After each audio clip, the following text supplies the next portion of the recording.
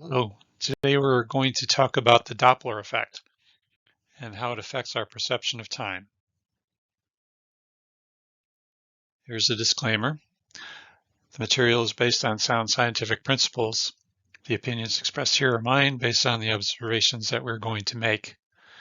This presentation has not been peer-reviewed or accepted by any journal, and the information in this presentation is general in nature and not intended as professional guidance, nor will it assist you in passing any exams.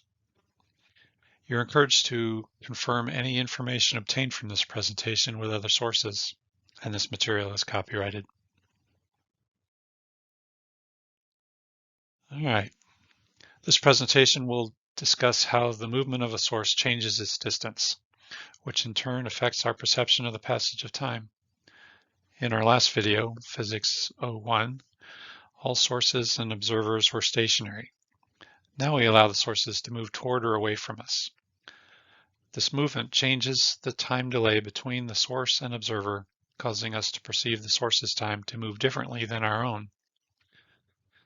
And lastly, we will explore this concept using the classic Jules Verne tale Around the World in 80 Days.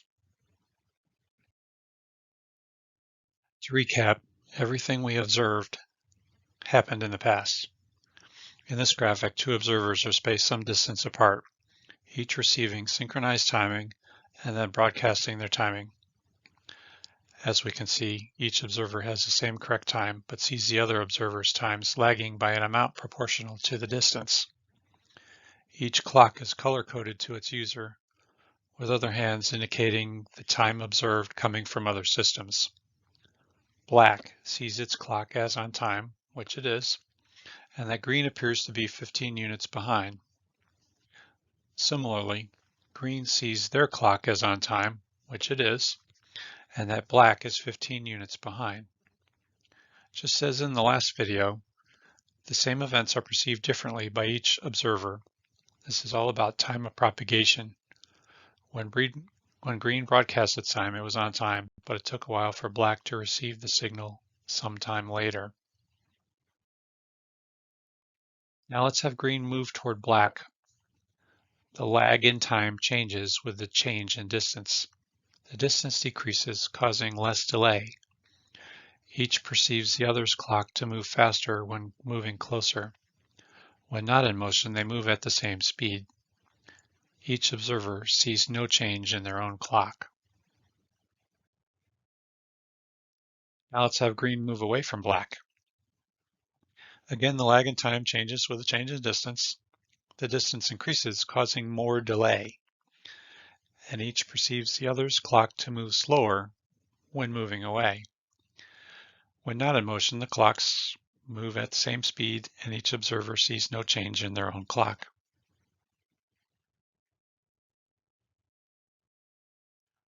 What we have been describing is the Doppler effect. Normally, we think of this as a change in frequency or pitch, but it also affects the perception of time. The equations for this involve the ratio of the source velocity and the velocity of the information. We now discuss an example of the Doppler effect that is cyclical. The passing of the sun overhead will be our information, and its motion across the sky will be compared to our own motion. In the story Around the World in 80 Days by Jules Verne, an adventurer bets that he can travel around the world in 80 days and sets out to prove it. He travels from east to west and completes his journey with the sun passing overhead 80 times. When he returns, he discovered that it only took 79 days to complete the trip. Here's yet another example of what makes space-time so confusing. Because of his movement with respect to the sun, his perception of time was affected. This graphic illustrates Mr. Fogg's trip. In this, we travel the world in one day, but the sun passes overhead twice. We perceive a day by the number of times the sun passes overhead. In the animation on the right, we see two clocks. The black hand is elapsed time, and green is perceived time as we pass through each time zone. The time of day is relative to the angle of the sun. And as we travel west to east, we pass the sun more often. In this example, one solar day elapses while we circumnavigate the globe, but we see the sun overhead twice. Each transit adds a day when traveling from west to east.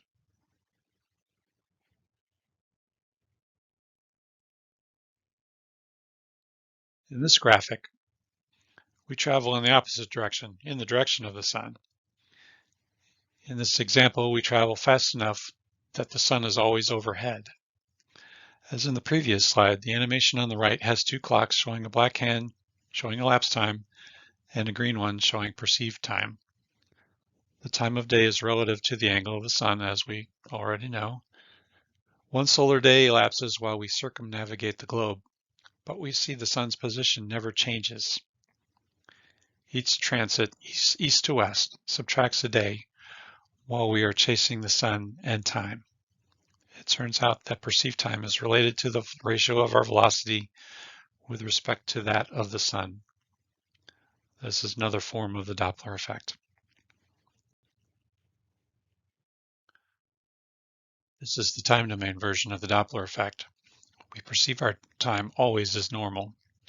All clocks are moving normally, but we perceive the other clock as moving slower as it moves away from us, or moving faster as it moves toward us. This is due to the change in distance or delay between us and them. Other observers moving with the clock arrive at the same conclusions as us. As in the previous video, each observer sees the same events differently.